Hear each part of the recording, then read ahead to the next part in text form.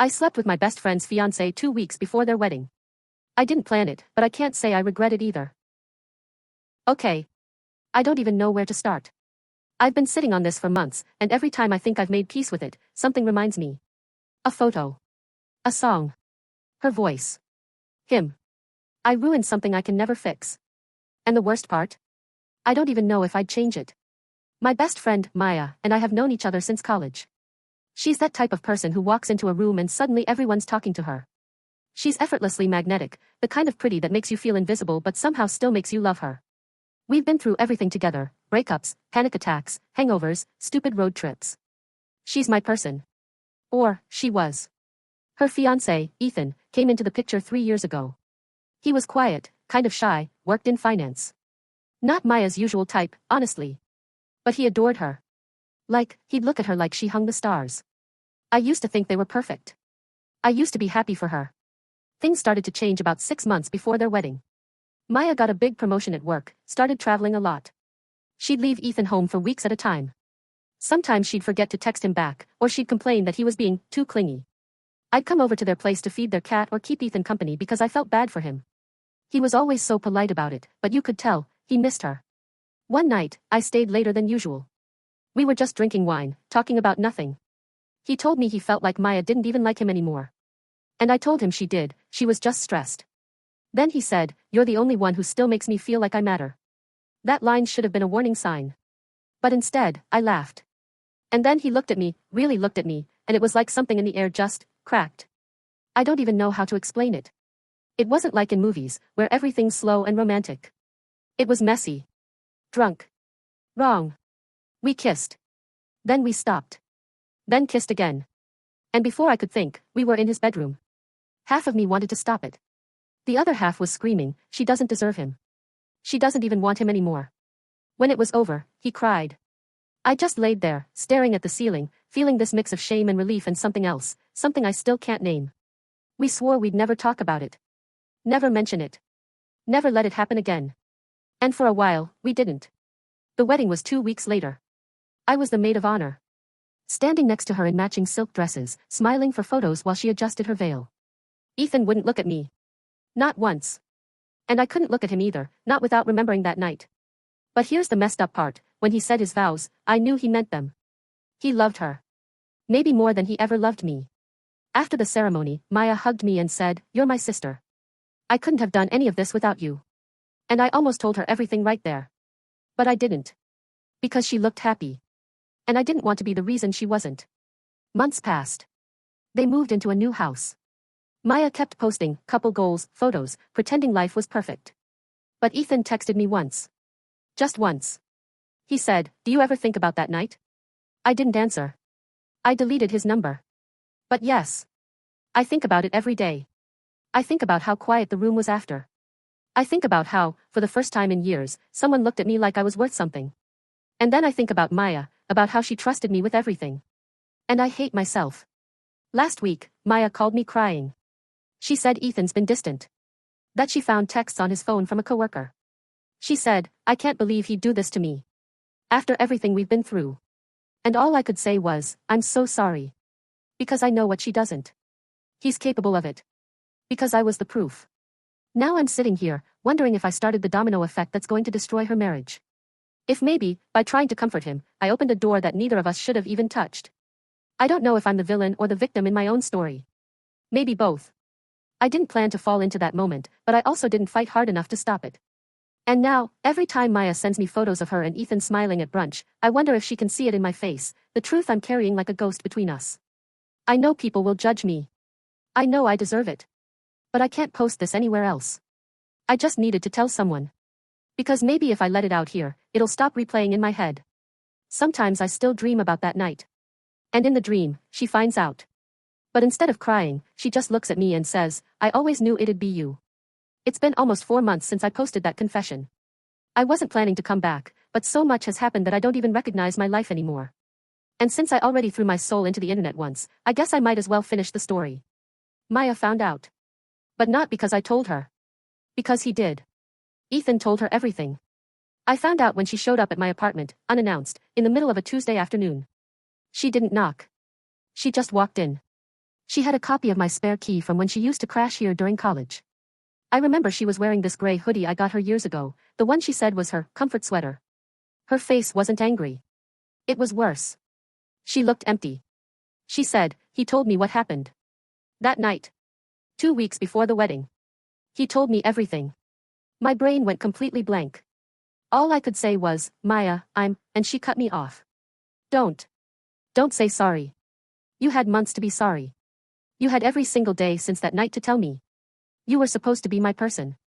And then she started crying. But not loud, dramatic crying, just these quiet, broken sobs like she was trying not to breathe too hard. I'd never seen her like that. She told me she and Ethan had been fighting for weeks, that she could tell something was off, and she finally cornered him about it. He confessed everything. He didn't even try to lie. She said she asked him why, and he told her he was lonely. That he felt invisible. That I made him feel seen. And then she said the part that still haunts me, he said you were the one who listened when I wasn't around. That it just happened. Like it wasn't anyone's fault. But it was. It was both of ours.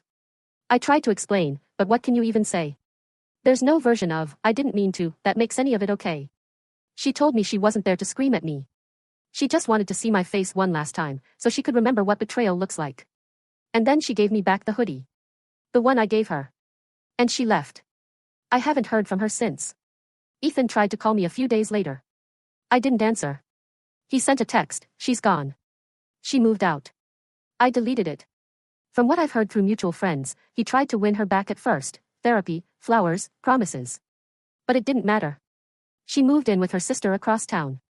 She hasn't filed for divorce yet, but everyone knows it's coming. As for me, I lost both of them. My best friend.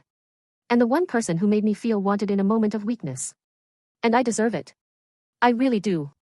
I thought I could just carry the guilt in silence and live with it. But now that everything's burned to the ground, I realize silence isn't punishment, it's loneliness. There's no closure. Just an ache that doesn't go away.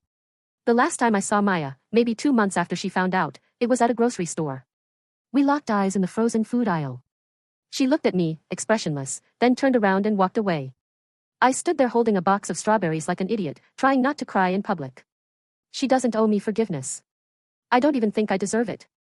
But I hope someday, she can look back on everything and not feel like my name is a wound. People always say time heals things. It doesn't. It just buries them deeper, where they stop bleeding but never really close. Every time I see someone post engagement photos now, I scroll past them faster. Weddings make me sick. Promises make me sad. Because I know what it looks like when love rots quietly from the inside, when people smile for pictures and say, "forever," while everything underneath is already falling apart. That's what I helped create. So yeah, she knows. And I've finally learned that sometimes the worst punishment isn't getting caught, it's knowing you will be, and still doing it anyway. I'll live with that forever. My first relationship ended in total humiliation and somehow, it got worse. Alright, Reddit. I never thought I'd actually post this, but therapy's expensive, whiskey doesn't fix trauma, and apparently oversharing online does, so here we are. I'm 31 now, but this story starts when I was 22. Back then, I was awkward, hopeful, and running on the dangerous combination of self-help books and blind optimism. I have Klinefelter syndrome, which, for those who don't know, basically means my chromosomes decided to freestyle. The result? Some hormone issues, infertility, and, a 2-inch erect situation. Yeah. A micropenis. Congratulations, you can stop wincing now. Growing up, that was my nightmare. Locker rooms? Torture chambers. Dating? Non-existent. I used to make jokes about it before anyone else could, my whole personality became a preemptive apology. I learned to overcompensate, I studied psychology, relationships, anatomy, anything to prove I could still be good enough. I convinced myself I'd be the guy who understood women better than anyone else. I was ready to be the overachieving underdog of intimacy. And then I met her. Let's call her Elle. She was in my university's art department, loud laugh, loud opinions, the kind of person who could wear overalls and somehow make them look like a fashion statement. She was the first woman who ever genuinely seemed interested in me. I remember thinking, this is it. This is what all the motivational YouTube videos were preparing me for. We met in a campus cafe. I spilled coffee on my notes, she offered napkins, and we started talking. She said I had thoughtful eyes, which is code for, you look sad but in an interesting way. We went on a few dates, and for the first time, I felt normal, like just another guy in love, not a medical condition with feelings. After a few months, we got serious. And eventually, it was time to cross the bridge every terrified virgin must one day cross. I was nervous, but she seemed patient. I thought, maybe all that research will finally pay off. So we're in her room, the lights are low, and things are moving in the direction movies always fade to black on. Then the moment of truth comes, literally. She sees me. And I see her face. It wasn't disgust, exactly. More like the facial equivalent of buffering. I panicked, tried to make a joke, don't worry, it gets bigger, kinda, but she didn't laugh. She just nodded politely, like I just offered her gluten-free bread she didn't ask for. Still, things continued. She said she wasn't into oral, which I totally respected, and I focused on making sure she was happy. I thought, this is fine. This is intimacy. This is progress. Except, it wasn't. Weeks passed. Our sex life became just me trying my best while she lay there like she was waiting for an Uber. There was no touching, no enthusiasm, no return effort. I started to feel like a one-man service department. Finally, I worked up the courage to ask if everything was okay. She smiled and said, I'm happy the way things are. Translation, don't bring it up again or I'll cry and make you feel guilty. So I let it go. Because I loved her.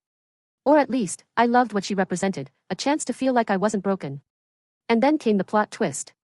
A friend pulled me aside one day and said, hey, I don't want to start drama, but I heard Elle's been hanging out with some guy from the mechanical engineering department. I laughed it off. I was naive. I thought, there's no way. She's different. She's with me. But the seed was planted. A week later, I saw a WhatsApp notification pop up on her phone while she was showering. Just a message preview, a guy's name, some heart emojis. I didn't snoop. I just asked. Calmly. Who's he? She froze. Then said, he's just a friend. Why are you being weird? I pressed a little, and that's when she hit me with it.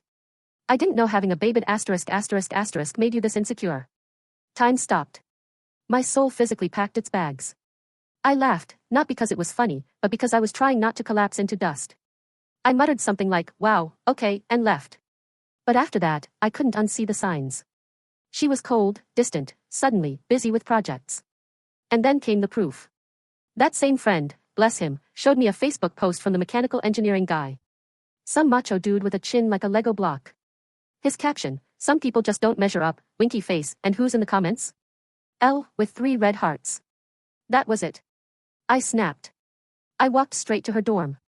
No plan, no chill, just pure heartbreak adrenaline. I showed her the post and asked, what is this? She looked at me, not guilty, not sad, just tired. Like she'd been waiting for this confrontation so she could clock out of the relationship early. She said, there's no point pretending anymore. I stayed because I felt sorry for you. That sentence hit harder than any punch.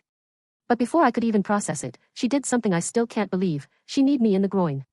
Like, full force, UFC highlight reel style. I dropped to the floor gasping, and she said, loser virgin boy, then walked out. No dramatic pause, no hesitation. Just gone. I wish I could say I handled it gracefully. But no, I laid there on the floor for a full 15 minutes wondering if I could just legally change my identity and move to another country. And it gets worse. Somehow, she spun the breakup around campus. Suddenly, I was the bad guy. Rumors started, that I cheated, that I lied, that I was weird in bed. People whispered. Professors gave me side eyes. Even my lab partner requested a transfer. It was like being ghosted by the entire university.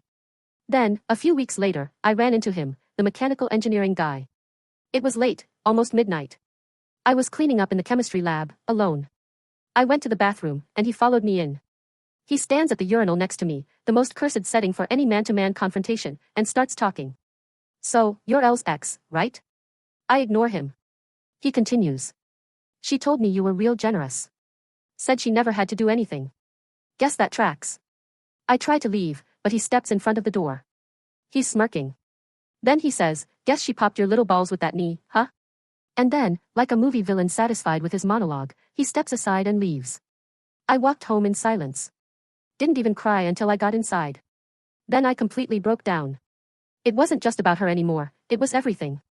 Every insecurity, every laugh, every time I thought I'd finally escaped being the joke. That night was the lowest point of my life.